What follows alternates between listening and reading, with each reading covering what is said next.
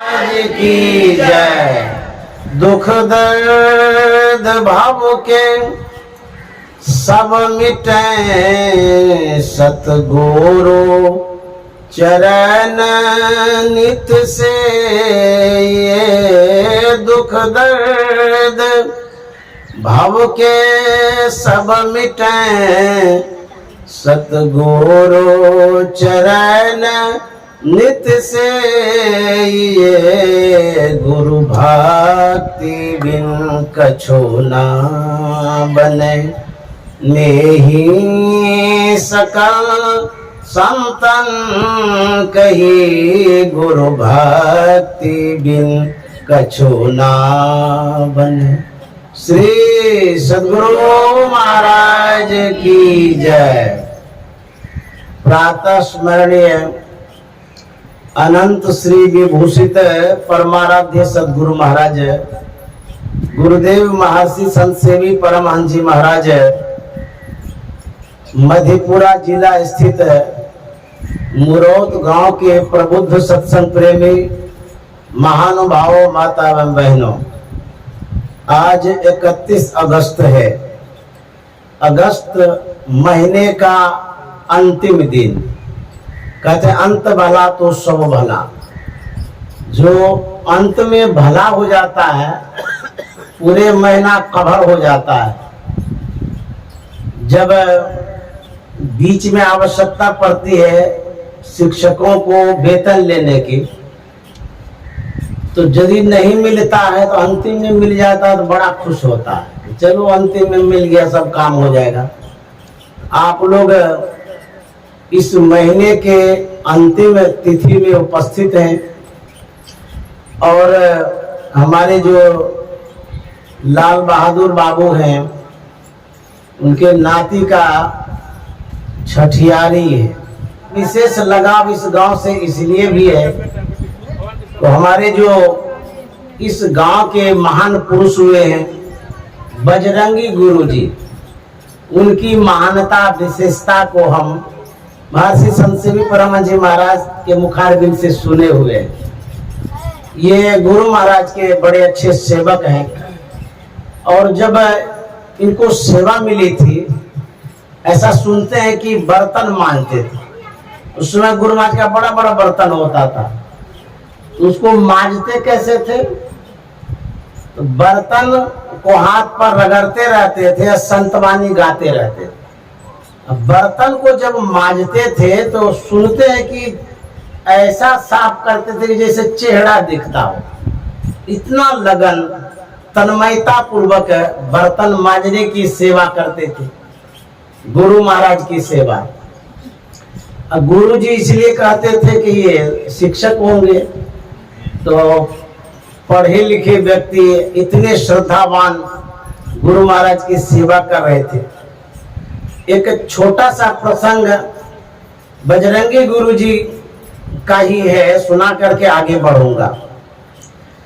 जब बर्तन मांजते थे तो संतवानी गाते थे। बर्तन उस जगह मांजते थे जहां महर्षि संत सेवी जी महाराज का ऊपर में कमरा था, नीचे में बर्तन मांजने का स्थान था। जो संतवानी गाते थे तो आवाज ऊपर चली जाती थी। संतवानी इसलिए गाते थे, संत मत का यह नियम रहा है कि शाम के समय एक एक संतवानी सब गाया करते हैं। कुत्ता घाट का ये नियम है। तो बजरंगी गुरु जी के मन में होता था कि संतवानी याद करके गाएंगे रात में। तो ये जो याद करते रहते थे, बहुत देर तक याद करते थे। वह संतवानी जो याद करते थे बजरंगी गुरु जी, उस दिन उनको पूरी बानी याद नहीं होती थी, लेकिन उसी बानी को सुन करके महर्षि संत सेवी परमहंस जी महाराज कंठस्थ याद कर लेते थे। तो शाम के समय जब संतवानी गाने की पारी होती थी तो वहां का नियम है सबसे श्रेष्ठ जो होते हैं पहले वही गाते हैं। संतवानी में जैसे शुरू करते हैं, जो बुजुर्ग बड़े महात्मा होते हैं वो पहले गाते हैं, उसके बाद सब छोटे छोटे गाते हैं। तो महर्षि संत सेवी परमहंस जी महाराज को पहले मौका मिलता था, अब बजरंगी गुरु जी को बाद में। तो जो बजरंगी गुरु जी संतवानी याद करते थे, उनको तो याद होता ही नहीं था, और महर्षि संत शिव जी महाराज वही संतवानी गा देते थे। एक दिन की बात नहीं, कई दिन ये सब बातें होती रही। एक दिन बजरंगी गुरु जी ने महर्षि संत शिव जी महाराज से कहा, महाराज संतवानी तो हम याद करते हैं गाने के लिए, हमको तो याद होता नहीं है, आपको कैसे याद होता है? वही संतवानी आप रोज गा देते हैं। तो ये हमारे जो बजरंगी गुरु जी थे, प्रणम्य है, नमन है, आदरणीय है, बहुत अच्छे महापुरुष हुए हैं। तो उनके गांव में मैं आया हूँ, ये मेरा सौभाग्य है। उनकी यहाँ आभाएं हैं, उसी आभा का प्रभाव है जो आप लोग यहाँ इतने तादाद में आए हैं। जब महापुरुष होते हैं तो वो प्राणी मात्र का उद्धार करते हैं, कल्याण करते हैं। तो हमारे बजरंगी गुरु जी ऐसे महापुरुष थे।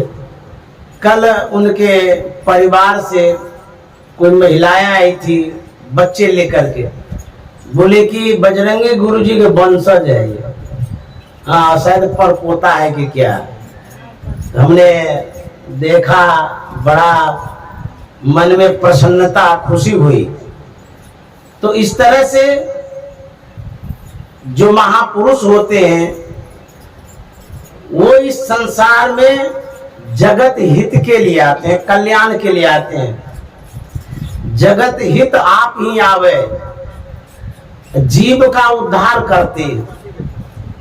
अब मैं पाठ के अनुरूप आगे बढ़ना चाहूंगा। हम लोग वेद मंत्र को सुने, पहला मंत्र था वो, उसमें सत्संग की विशेषता, महत्ता बताया गया। यह मंत्र जो सत्संग योग में गुरु महाराज ने दिया, आया कैसे, प्राप्त कैसे हुआ, सत्संग योग में वह मंत्र संलग्न कैसे हुआ, एक संस्मरण गुरु महाराज का सुनाते हैं। जब गुरु महाराज प्रचार प्रसार करते थे, उन दिनों छपरा टाउन गए थे, जो बिहार में छपरा टाउन है, वहां गए थे सत्संग करने के लिए। जब सत्संग का कार्यक्रम प्रारंभ होने वाला था तो वहां वैदेही शरण दुबे जी भी आए थे। उन्होंने जिज्ञासा किया गुरु महाराज से कि महाराज आप जो प्रचार प्रसार करते हैं, मैं तो अनभिज्ञ हूं, आपके प्रचार प्रसार से क्या करते हैं नहीं करते हैं पता नहीं, लेकिन मेरी जिज्ञासा है, आप सत्संग वेद सम्मत करते हैं कि वेद बाह्य करते हैं? इस पर गुरु महाराज ने कहा कि देखिए, मैंने वेद तो पढ़ा नहीं है, लेकिन आपसे रिक्वेस्ट है, निवेदन है, आग्रह है कि मेरे प्रवचनों में, मेरे सत्संग में आप समय दें, और जब तक सत्संग हो सुनने की कृपा करें, तो आप अवश्य समझ जाएंगे कि वेद बाह्य है कि वेद मत है। तो उन्होंने समय दिया, गुरु महाराज का प्रवचन शुरू हुआ, शुरू से लेकर के अंत तक सुनते रह गए। उतने बड़े विद्वान पंडित वैदेही शरण दुबे बहुत बड़े विद्वान थे, पंडित थे। जब प्रवचन पूरा हो गया, उन्होंने श्रद्धा से नमन किया और कहा कि आप भले ही वेद नहीं पढ़े हैं, लेकिन आपका जो सत्संग है वो वेद मत है, वेद से बाहर सत्संग आपका नहीं होता है। और वो इतने प्रसन्न हो गए, उन्होंने उसी समय कॉपी कलम लिया और 4 मंत्र जो सत्संग योग के प्रथम भाग में वो लिख करके दे दिया। ये चारों मंत्र तुरंत दे दिए।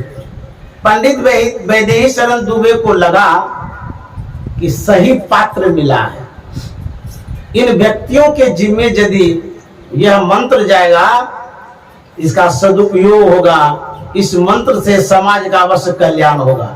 तो सही पात्र समझ करके उन्होंने वो मंत्र दिया। उसके बाद उनके मन में इतनी श्रद्धा हो गई, उन्होंने और जो वेद दर्शन योग लिखा गया है उस मंत्र की भी व्यवस्था उन्होंने किया था, तब जाकर के वेद दर्शन योग लिखा गया। इस तरह से ये वेद हम लोगों के बीच में आया है। ये गुरु महाराज का चमत्कार है, परिश्रम है, मेहनत है।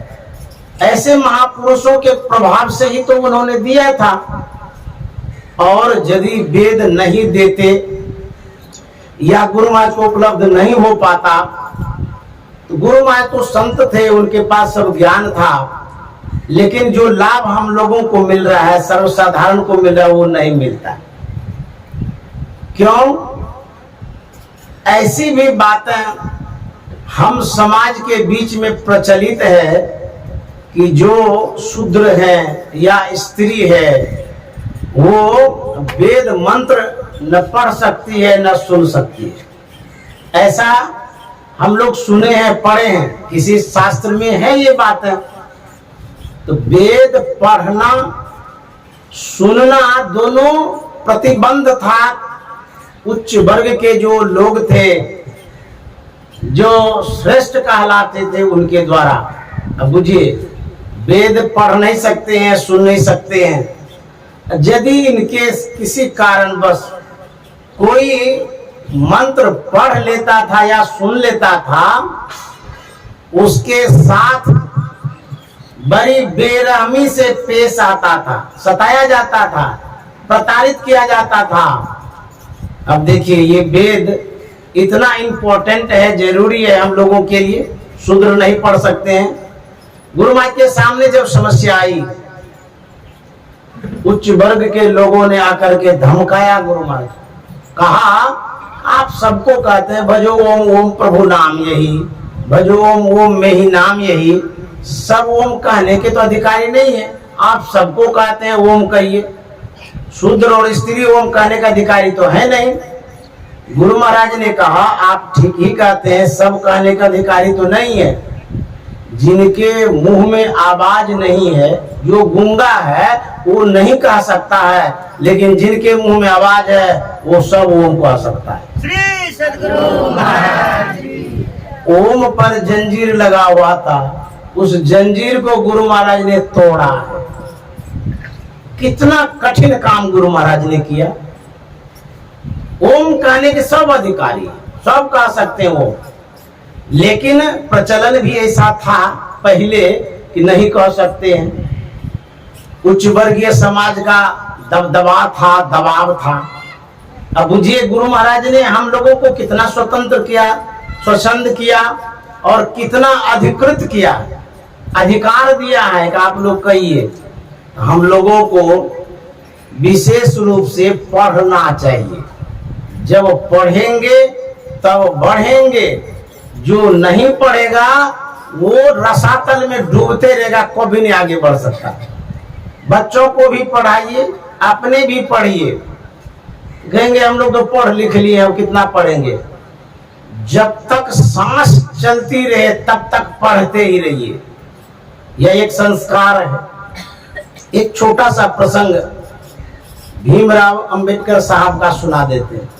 जब मैंने उनकी जीवनी पढ़ी तो पता चला, एक प्रसंग उसमें आया है। वो बहुत पढ़ते थे, पढ़ते ही रहते थे, जबकि कई भाषाओं के वो ज्ञाता थे। बहुत डिग्रियां मिल गई थी। अमेरिका में उनका स्टैचू है, प्रतिमा है, मूर्ति है यूनिवर्सिटी में। उसको सब नमन भी करते हैं, इतना सम्मान उनका था उस समय। और विश्व में उस समय बाबा साहब से विशेष कोई पढ़े लिखे नहीं थे, तब भी पढ़ते थे। एक दिन की बात है, वो पढ़ रहे थे। शाम के समय उनका नौकर आया, चाय लेकर के आया, चाय का प्याला रख दिया और वो अपने काम में चले गए।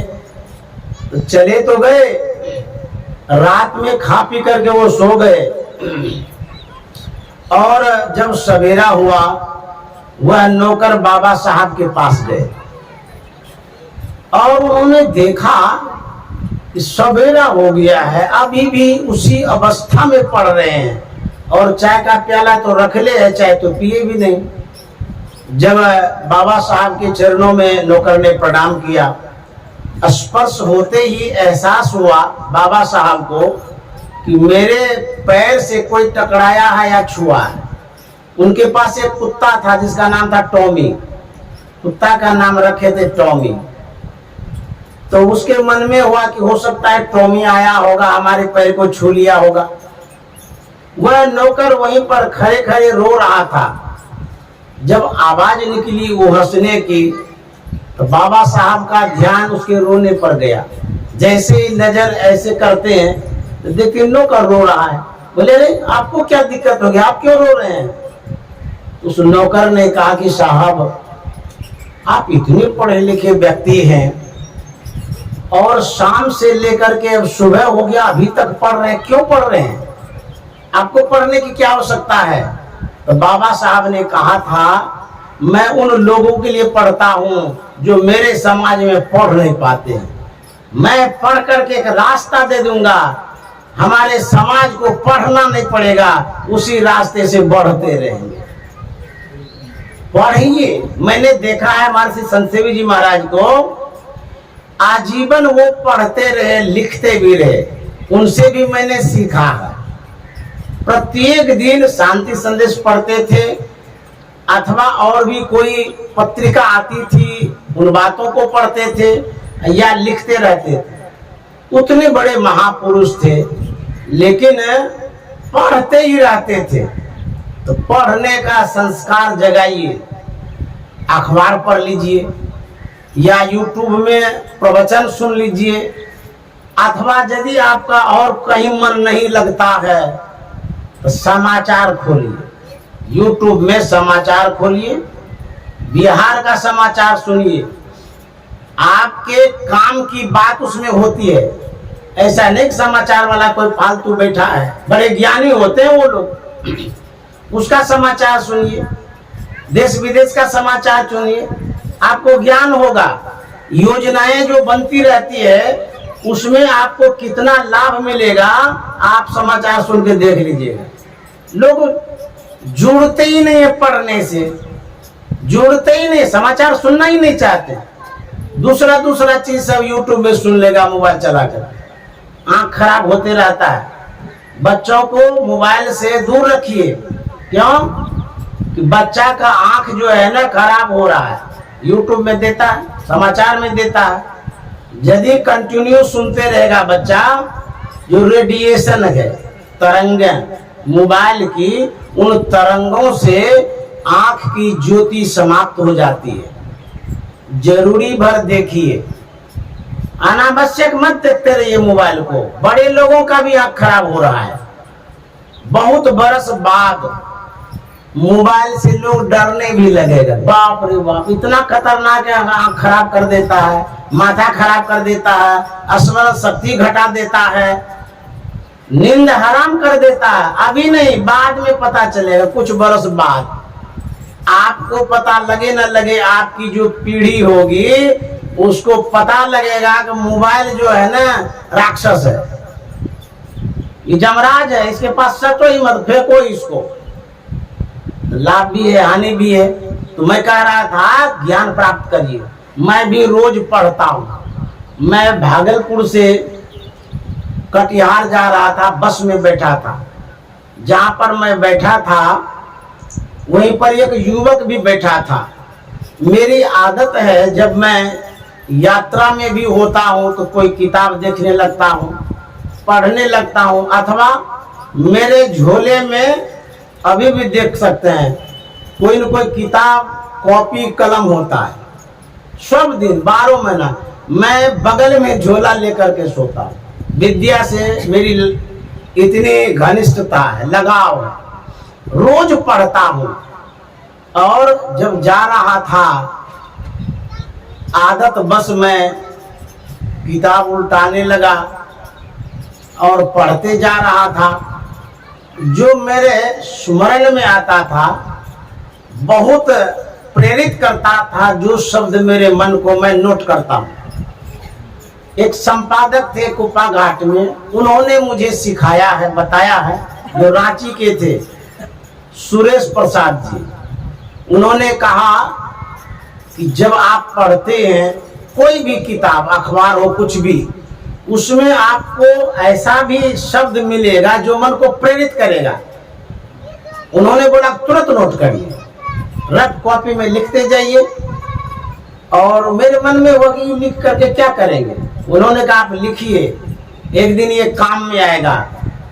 जब मैं सीखते सीखते संपादन का काम करने लगा, शांति संदेश में भी मैंने काम किया है, उस समय मेरा लेख निकला था शांति संदेश में। उन्होंने जो बताया था कि नोट करिए, वो जो शब्द होता था महापुरुषों का, उसी शब्द को जोड़ जोड़ करके एक लेख बना लिए। काम का हो गया ना। तो मैं नोट भी करता हूँ, कोई चीज ऐसी है जिसे लिखना चाहिए। मैंने यह भी सुना है किसी व्यक्ति से कि जब कभी आप सभा में बैठते हैं, मीटिंग होती है, वहां पर कुछ कोई कहेंगे तो आप घर से जैसे निकलते हैं, एक पन्ना ले लीजिए या कॉपी ले लीजिए, कलम ले लीजिए, रखिए पास में और तुरंत नोट करिए उस बात को। लेकिन लोग समझते ही नहीं, सोचते कि हमारा तो स्मरण शक्ति बहुत तेज है, यादें रहेगा। नहीं, यदि महापुरुषों को सुनेंगे, उनकी आदत ये भी है, लिखते भी है। तो नोट करना चाहिए, लिखना भी चाहिए। तो मैं लिख रहा था, पढ़ भी रहा था, होते होते उसको कुर्सेला में उतरना था। जब वो लड़का उतरने लगा तो मैंने पूछा आप यहीं उतरेंगे क्या? बोले हाँ हाँ यहीं उतरना है, हमको यहीं तक जाना है, उधर नहीं जाएंगे। मैंने कहा जब से मेरे साथ आप बैठे, अभी जो आप उतर रहे हैं, आपने क्या क्या बैठ करके? बोले क्या करेंगे? तो बैठे रहे साथ में, आप भी थे, हम भी बैठे रहे। तो मैंने कहा मैंने क्या किया? तो बोले आप तो पढ़ भी रहे थे, लिख भी रहे थे। तो उस लड़के से मैंने कहा जितनी देर में कुर्सेला आप पहुंचे हैं जिस बस से, उसी बस में मैं भी हूँ, मेरा भी समय उतना ही लगा है यहाँ तक आने में। बोले हाँ। बोले कि आप बैठे रहे, कुछ नहीं किए, लेकिन इतनी देर में मैंने बहुत कुछ पढ़ा भी, नोट भी किया और मस्तिष्क में अटा भी लिया। समय का सदुपयोग करना सीखें। आप कहीं भी हैं, खेत में हैं, वहां भी आप कुछ कर सकते हैं। नहीं तो लोग कहता है कि ताश खेलो, जुआ खेलो, समय को बर्बाद करो। पढ़िए, पढ़ते रहेंगे, यह भी एक सत्संग है, यह भी एक संस्कार है। योग के 8 अंग में यदि आप पढ़ेंगे यम और नियम को, यम और नियम में उसमें स्वाध्याय एक शब्द आया। पढ़ना, स्वाध्याय करना भी योग का एक अंग है। पढ़िए, सुबह पढ़िए, शाम पढ़िए, जब मौका लगे पढ़ते रहिए। जो पढ़ने का मन है सो पढ़िए, देखिए आप ज्ञानी हो जाएंगे। पढ़िएगा तो वहां लोकसभा के सीट पर चढ़िएगा, नहीं पढ़िएगा आपके पीठ पर चढ़ करके नेता आपको गधा की तरह चलाते रहेगा। समझे? गधा बन के रहिएगा तो मत पढ़िए। योजनाएं बनती है मछली पालन की, अब लीजिए, जितना लोन लेना चाहता है लेते रहिए और उसी तालाब में लटकते रहिए, मछली मारते रहिए, खाते रहिए। आप तो कहेंगे बड़ा अच्छा सरकार ने किया है, हम लोगों को तो लोन दिया है, मछली मारने का लोन। मारते रहिए, इसी जीवन में आप डूबते रहिए। अब कब उगिएगा कोई था पता नहीं, कितना जन्म होगा। यदि आप बढ़ना चाहते हैं, अपनों को बढ़ाना चाहते हैं, तो आपको पढ़ना पड़ेगा। और महापुरुषों को सुनिए। राजनीति कोई खराब चीज नहीं होती है, लोग खराब कर देते हैं। राज का मतलब रहस्य, जो बातें छिपी हुई है, आपसे बातें जो छिपा दी गई है, वही राजनीति है, उसको जानिए। राजनीति बड़ी अच्छी चीज है। मैं सब किताब पढ़ता हूँ, राजनीति का भी पढ़ता हूँ, पेपर भी पढ़ता हूँ, सुनता भी रहता हूँ मोदी को और सबको। आखिर ये बोल क्या रहे हैं, ये करना क्या चाहते हैं। मैं भी समाज का एक प्रतिनिधित्व करने वाला हूं। समाज में जो बात है समाज के लायक है उसको पहुंचाना मेरा उत्तरदायित्व है। गुरु महाराज ने क्या किया? समाज को ही तो जोड़ा है। किस समाज को जोड़ा है? गोस्वामी जी कहते हैं सुजन समाज सकल गुण खानी करो प्रणाम जोरी जुग पानी। गुरु महाराज ने जो समाज को एकत्रित किया, संगठित किया, कहता है वो कैसा समाज है? सुजन, सुमन होता अच्छा और जनमन आदमी, अच्छे आदमी को गुरु महाराज ने जमा किया। सुजन समाज सकल गुण खानी। जो समाज गुरु महाराज के सानिध्य में आया, कहता है वो सकल गुण के खानी है। गुण ही गुण है उनमें। जैसे आप हम सत्संग कर रहे हैं, हम लोग गुणवान हैं, अच्छे समाज के व्यक्ति हैं जो गुरु महाराज ने निर्माण किया है। गुरु महाराज ने समाज को जोड़ा है। ये तो सब दिन करते रहे। अच्छे समाज को अपने शरण में उन्होंने लिया। जहां पर समाज को सीख की आवश्यकता थी वहां गुरु महाराज ने सीख दिया। नेपाल गए थे, वहां के लोग खाना पीना भी नहीं जानते थे, कैसे खाएंगे पिएंगे। मछली खाते थे, मछली को सुखा करके कूट करके रखते थे। जैसे मसाला नहीं मिलाते वैसे सब्जी में वो लोग मिलाते थे। पहनने के लिए भी नहीं आता था। वहां की जो माताएं होती थी एक वस्त्र पहनती थी, उसी को लपेट लेती थी शरीर में। परमानंद सदगुरु महाराज ने अररिया से सत्संगनी को बुलाया और कहा कि इस महिलाओं को सिखाओ कि कैसे कपड़ा पहना जाता है। कितने दयावान थे सदगुरु महाराज। कपड़ा पहनने के लिए सिखाए, खाने पीने के लिए सिखाए, जीने के लिए सिखाए। यह उपकार सदगुरु महाराज का रहा है। यदि गुरु महाराज न होते आज इस स्थिति में हम नहीं होते। गुरु महाराज की बड़ी कृपा है जो उन्होंने इस ज्ञान का प्रचार प्रसार किया है। तो गोस्वामी जी कहते हैं सकल गुण खाने करो प्रणाम जोरी जुग पाने मुद मंगलमय संत समाजो। यह समाज कैसा है? खुशी और मंगल प्रदान करने वाला है। जो जग जंगम तीर्थ राजू। यह समाज चेतन स्वरूप है, जड़ नहीं है। जो जड़ तीर्थ है वो स्थिर रहता है और ये जो संत समाज है चेतन तीर्थ है, ये चलते रहता है। जो कोई सत्संग में आते हैं उसको महान तीर्थों का फल मिलता है। इसीलिए हम लोगों को सत्संग में आना चाहिए। इससे अच्छे समाज का निर्माण होता है। आप सुने होंगे कि जो सोसाइटी बनती है बड़े बड़े शहरों में, जब वहां पर बिल्डिंग बनता है, बिल्डर बनाता है, तो उसमें जो कोई रूम लेने वाला होता है, कमरा लेने वाला होता है, खरीदता है, वह पूछता है कि इसमें किसका किसका रूम है, किस जाति का है, किस धर्म वाले का है। वो भी सोचता है कि अपने जातियों का आदमी अधिक हो तो अच्छा होगा, अपने धर्म के लोग होंगे तो अच्छा होगा। तो सोसाइटी में भी अच्छे लोगों का चुनाव किया जाता है। तो यदि इस बीच में आप आएंगे, इस जेड़े में आएंगे, तो आप अच्छे आदमी के जेड़े में आएंगे, तब आपका भला होगा, लाभ होगा। इसलिए सत्संग की आवश्यकता है। अब आगे मैं कबीर साहब के पास जाता हूँ, उनकी जो वाणी पढ़ रहे थे उन पर कुछ सुनाता हूँ। मोरे जियरा बड़ा अंदेशवा मुसाफिर जइयो कोनी ओर। मोरे जियरा बड़ा अंदेशवा मुसाफिर जइयो कोनी ओर। मोरे जियरा बड़ा अंदेशवा मुसाफिर जइयो कोनी ओर।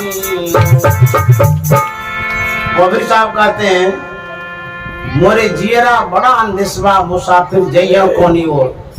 मेरे मन में अंदेशा है, संशय है, कंफ्यूज होते रहते, कहाँ जाएंगे, किधर जाएंगे, नहीं जाएंगे, क्या करेंगे। रोज सुबह से लेकर के शाम तक, जैसे आंख खुलती है, अभी हम रोटी बनाएंगे कि नहीं बनाएंगे, फले खा लेते हैं या सत्वे पी लेते हैं, काम पर चले जाते, निर्णय ही नहीं कर पाते हैं कि रोटी बनाएंगे या नहीं बनाएंगे, स्कूल जाएंगे या नहीं जाएंगे, सत्संग में जाना है कि नहीं जाना है, कंफ्यूज होते रहते, सशंकित संशय मन में होता रहता है। जो साधक है, ध्यान करते हैं, उनके भी मन में संशय होता है, संशय उत्पन्न होता है।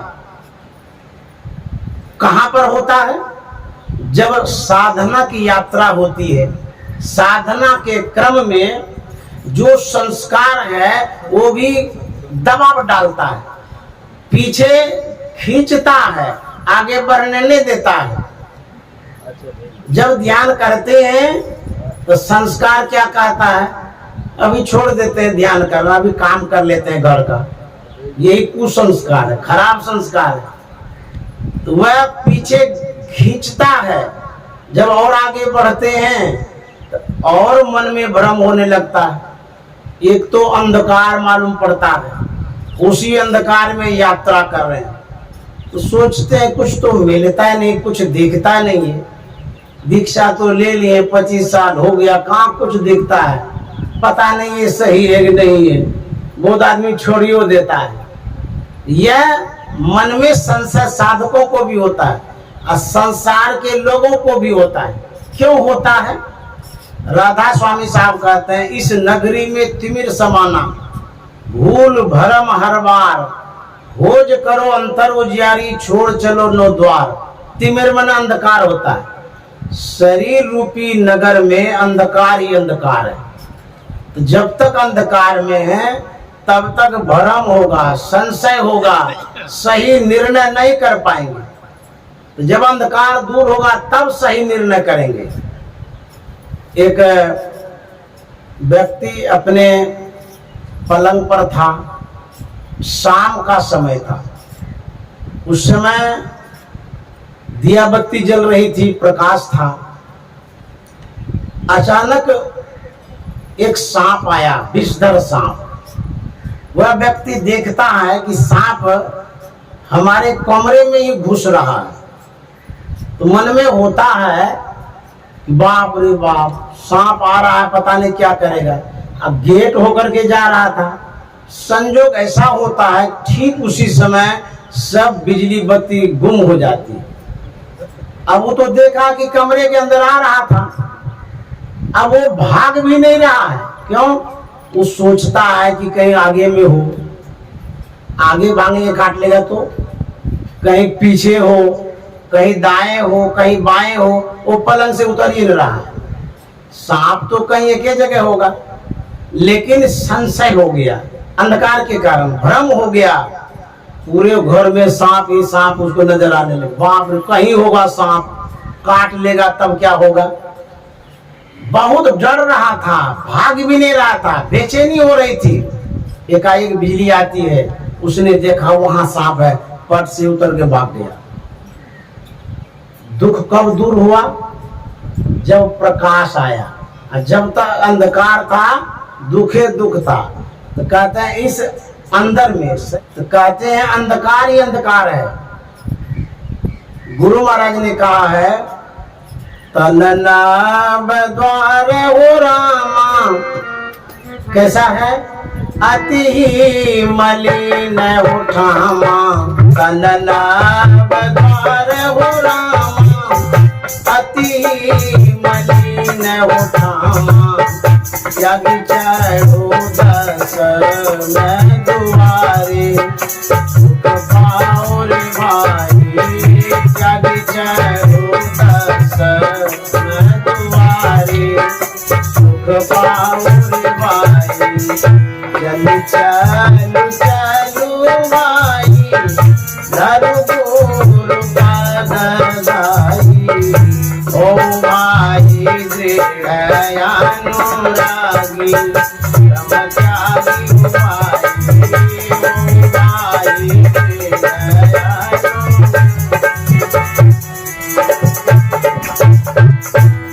गुरु महाराज कहते हैं, ये जो शरीर है इसमें अंधकार ही अंधकार है। और मलिनता कितनी है, गंदगी कितनी है। द्वार तो 9 है, 9 द्वार में गंदगी भरी हुई है। तना नव द्वार हो रहा आती ही मलिने उठामा। जो मलिनता है, जो गंदगी है, अति हो गया। कहते हैं तो अतिशय हो गया, बहुत हो गया। हमारे शरीर में गंदगी है, अंधकार भी है, और उसी में हम पड़े हुए हैं। इस तन के 9 द्वार में पूर्ण अंधकार। श्रुति फंसी है मंझार, भजो साध गुरु। मंझार का मतलब बीच, मझधार इसको कहते हैं। न घर में है न बाहर है, चौखटे पर है, मझधारे है ये। न तो इस किनारे में न उस किनारे में, बीच नदिये में। अब ना डूबेगी कि क्या होगा पता नहीं, इसको मझधार कहते हैं। यह जो सूरत है यह मझधार में है, यह अंधकार में है, भ्रमित हो रही है सूरत। तो सूरत संहारो, अधर चढ़ाओ, झिलमिल ज्योति जगाओ रे। कहते हैं सूरत को संभालिए। हम आप किसको संभालते हैं? बेटा को संभालते हैं, बेटी को संभालते हैं, पत्नी को संभालते हैं, पति को संभालते हैं, रुपया को संभालते हैं। रोज गिनते हैं कि कितना रुपया है, इसको किस अलमीरा में रखें, या बैंक में रख देंगे, उसका इंटरेस्ट आते रहेगा तो खाते रहेंगे।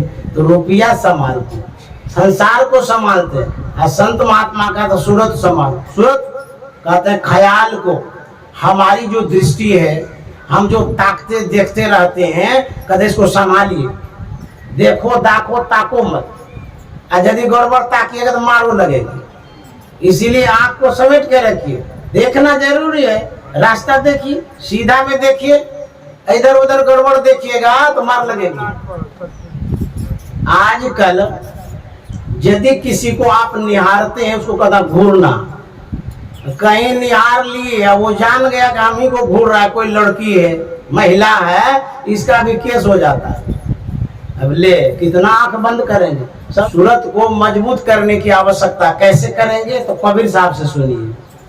दृढ़ करो दृढ़, करो दृढ़ करो हो जोगी, दृढ़ करो हो जोगी, दृढ़ करो ओ सूरतिया की छोरिया, दृढ़ करो ओ सूरतिया की छोरिया, दृढ़ करो।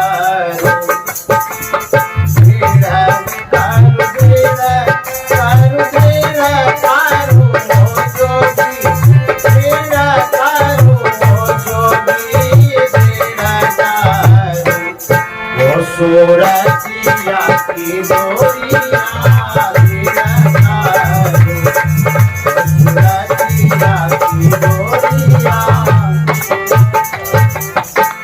कबीर साहब कहते हैं आपका जो ख्याल है, आपकी जो सूरत है, कमजोर हो गई है। सूरत है कमजोर हो गई है। इसको कहते हैं दृढ़ करने के लिए, मजबूत करने के लिए। तो कैसे मजबूत करेंगे? कोई रस्सी है जो उसको बांट देंगे, का एक परत हो जाएगी। कहते हैं हमारा जो ख्याल है, इसको मजबूत करना है। मान लिया जाए आपके पास गाय है या घोड़ा है, भैंसिया भी होगी, तो जिस खुट्टे में बांधते हैं, यदि वह कमजोर हो तो ले दे के भागिए जाएगी, खुट्टा उखाड़ पुकार के भाग जाएगी। अच्छा मान लीजिए खुट्टा बहुत मजबूत आप कर दिए, कहीं रस्सी कमजोर हो तो तोड़ तार करके वो गैया भाग जाएगी। आप जो मन को जोड़ना चाहते हैं, सूरत को जोड़ना चाहते हैं, किस खुट्टे में, किस रस्सी में जोड़ना चाहते हैं, इसका भी तो पता लगाना चाहिए। ये मन कैसा है? कबीर साहब कहते हैं यह मन जालिम जोरे री, बरजे नहीं माने। यह मन जालिम जोरे री, बरजे नहीं माने, बरजे नहीं माने, बरजे नहीं माने, बरजे नहीं माने।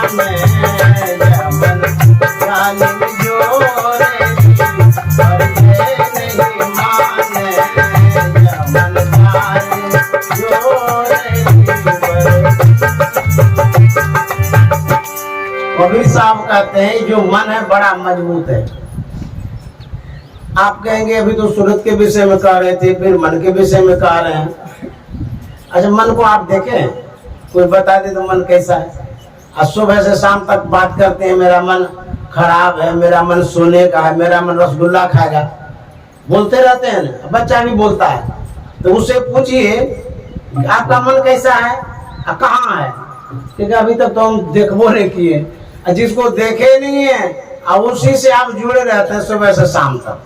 हमारे गुरु महाराज ने बतलाया है, हमारी जो दृष्टि है उसमें जो चेतन धार है उसी में मन मिला हुआ रहता है। जहाँ हमारी दृष्टि जाती है वहीं हमारा मन जाता है, और जहाँ मन जाता है वहीं दृष्टि जाती है। फिर सूरत क्यों नाम रख दिए? यह मन जब जड़ मंडल में रहता है, अज्ञान अवस्था में रहता है, इसका नाम मन है। और जब मन उल्टे तब सूरत कहा। जब मन परिवर्तित होता है, बदलता है, अंतर्मुख होता है, अंतर में प्रकाश को प्राप्त करता है, इसकी संज्ञा सूरत की हो जाती है। जैसे आप लोग बैठे हुए हैं, यहाँ पर कोई आएगा, आपका यदि परिचय जानना चाहेगा तो प्रथम परिचय होगा ये लोग सत्संगी है। आपका नाम तो सत्संगी नहीं है, लेकिन परिचय देता ये लोग सब सत्संगी है। क्यों सत्संगी हो गए? नाम तो दिनेश है, रमेश है, गणेश है, मीरा जीरा हीरा है, कहता सत्संगी है। इसलिए आपने जो सत्संग को एक्सेप्ट किया, स्वीकार किया, ग्रहण किया, उसमें जो आप ढले। आप पहले कुछ और थे, साधारण आदमी थे, लेकिन अब सत्संगी हो गए। कोई कलेक्टर हो जाता है, बीडीओ हो जाता है, कोई प्रधानमंत्री हो जाता है। वो प्रधानमंत्री है लेकिन पहले नहीं था, उसमें योग्यता आ गई, वैसा काम किया उसने। उसी तरह से ये जो मन है इसमें जब योग्यता आएगी सूरत बनने की, ये मन नहीं रहेगा, फिर सूरत हो जाएगा। और अभी मिक्स है, मिला हुआ है, समझ गए? अब परेशानी क्या है? ये मन खींचते रहता है, बड़ा जालिम है यह मन। जालिम जोरी, जालिम का मतलब धोखेबाज, जालसाज आदमी जिसको कर, फंसाने वाला। जैसे चिड़िया को बजाता है ना जाल में, तो वो जालसाज आदमी है। मछली को भी फंसाता है, जो मछली को फंसाता है वो भी जालसाज। जालसाज मतलब खराब आदमी नहीं होता है। साज का मतलब होता है जैसे ढोलक है, हारमोनियम है, तबला है, झाल, उसको साज कहते हैं, समझ गए? उस साज को जो बजाता है या उपयोग में जो लाता है वादक कहते हैं। उसी तरह से जाल जो फेंकता है उसको जाल साज आदमी कहते हैं। ये खराब शब्द नहीं है, लेकिन दूसरा कोई सुनेगा कि बाबा जाल साज बोलते हैं हम लोगों को। तो मन जो है ये जाली है, जालिम है, धोखा देते रहता है। यह मन जालिम जोरी बरजई नहीं मान। वर्जन का मतलब होता है मनाही जो करते हैं, रोकते जो हैं, ये मानता ही नहीं है। जिस काम के करने से हमें क्षति होती है, परेशानी होती है, ये मनवा वही काम करता है, बार बार करता है, लतखोर है और आपको परेशान करते रहता है। आप इस पर कमांड नहीं रख पाते हैं। क्यों? कोई कोई नौकर बड़ा बदमाश होता है, मालिक को 3 मिनट दिखा के बस में कर लेता है, समझ गए? होता है ऐसा। मालिक डरता रहता, बाप रे बाप मारिए देगा यदि इसको हटाएंगे तो। उसी तरह से ये मन जो है ना बड़ा बदमाश है और आपको कब्जा में कर लिया है, बस कर लिया है। हिल नहीं सकते मन के बिना। हिल करके देखिए तो कहते हैं बड़ा धोखेबाज है, बरजई नहीं माने, वर्जन करते मानता नहीं है। परेशानी कितनी होती है? कबीर साहब कहते हैं जो या मन को पकड़ा चाहे, जो या मन को पकड़ा चाहे, भागत साकर तोररी बरजे नहीं माने, भागत साकर तोररी बरजे नहीं माने, यह मन जाल में तोररी बरजे नहीं माने, यह मन जाल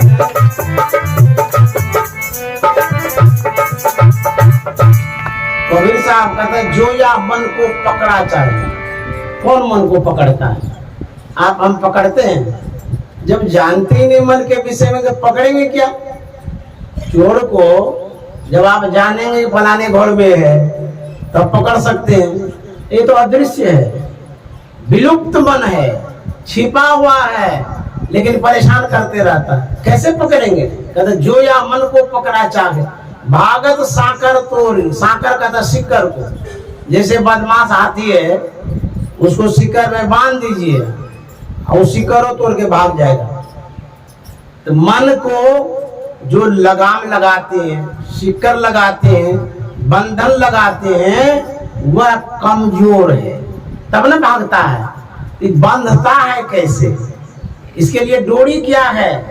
कहते संत सदगुरु का जो ज्ञान है, जो सदयुक्ति है, वही डोरी है। जो मन पर असवार है बिरला साधु एक। कोई साधु असवार होता है, सवार होता है, साधारण आदमी सवार नहीं हो सकता है। सवारी कोई साधु करता है। क्यों? मन के विषय में वो जानता है मन कहाँ भागता है, कैसे भाग रहा है, कैसे परेशान करता है। गुरु महाराज ने शोध किया है इस पर, तभी तो वो अंतर्मुख हो गए। शोध करके मन के विषय में पता लगाए हैं। मन का पता लगाना तो साधारण सी बात है संत महात्मा के लिए। मन से भी ऊंची गति होती है संत की। मन की जाने सबे गुरु कहाँ छिपावन। संत महात्मा मन की बात जान जाते हैं। इसको जो डोरी लगाते हैं, रोक लगाते हैं, वही कमजोर है आपका। तब करना क्या है? रस्सी को मजबूत करेंगे। रस्सी को जब मजबूत करेंगे तब मन बंधन में आएगा। एक राजा था, उनके पास एक बकरा था। ये भागवत कथा में है। बकरा बड़ा बदमाश था। उसको राजा साहब खिलाते पिलाते थे और फिर दूसरे चीज में मुंह मार देता था। परेशान हो गया। राजा ने ऐलान किया कि जो बकरे को खिला करके संतुष्ट कर देगा उसके बाद मैं खिलाऊंगा। यदि मुंह नहीं मारेगा तो मुंह मांगा इनाम देंगे। ऐलान कर दिया।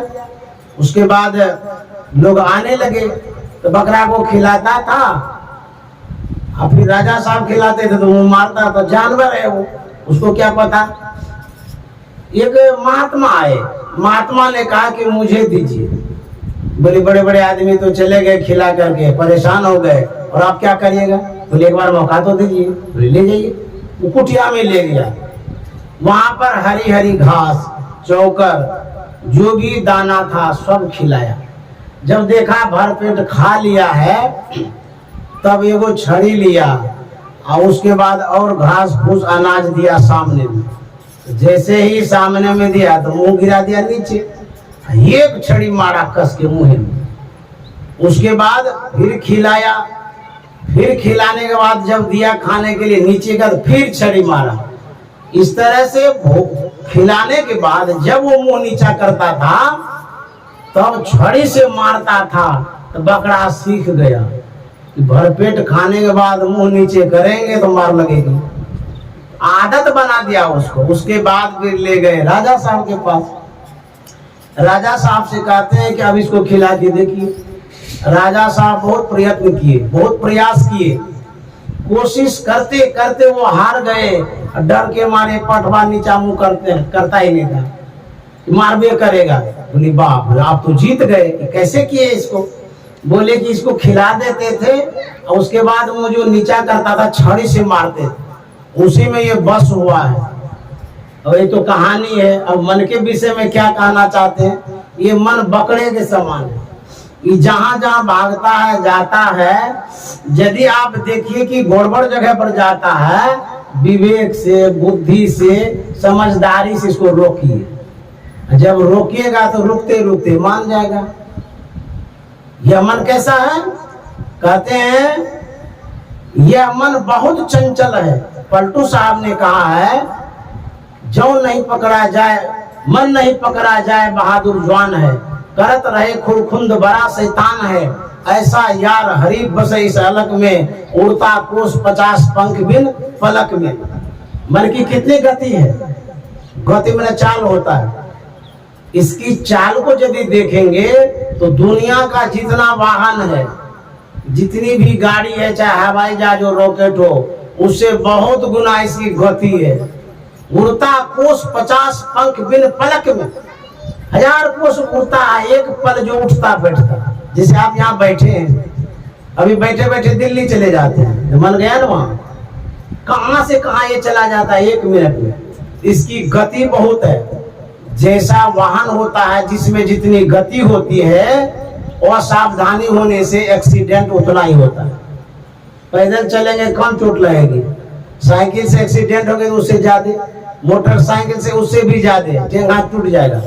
अब कार से एक्सीडेंट होंगे तो हो सकता है राम नाम सत्य भी हो जाए, ट्रेन से होंगे तो उसमें भी राम नाम सत्य, अब प्लेन से हो गए तो कुछ नहीं बचेगा, नामो निशानी। ये मन जो है, इसमें जो इतनी गति है, स्पीड है, तो इस मन को कौन चलाता है, कैसे चलता है? ये मन में गति है, लेकिन हम आप नहीं चलाते मन, इस मन पर सवार नहीं होते।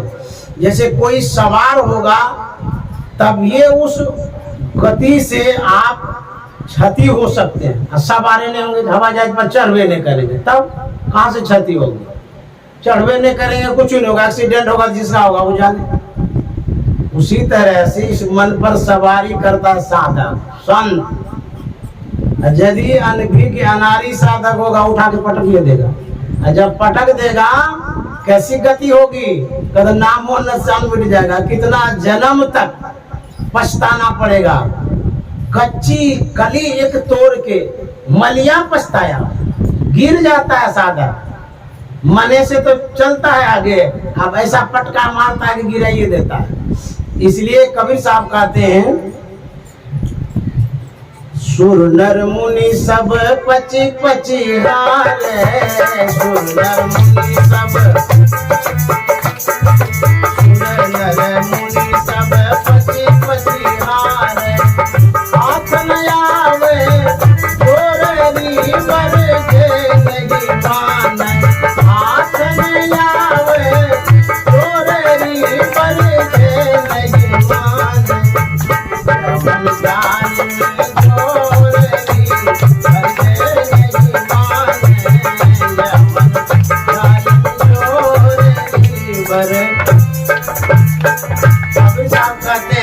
सुर नर मुनि सब पची पची हारे। दिमाग लगाइए, सुर मना देवता होता है, नर मना आदमी, मुनि मना जो मननशील व्यक्ति, जो साधनशील व्यक्ति है, ये भी मन से हार जाते हैं।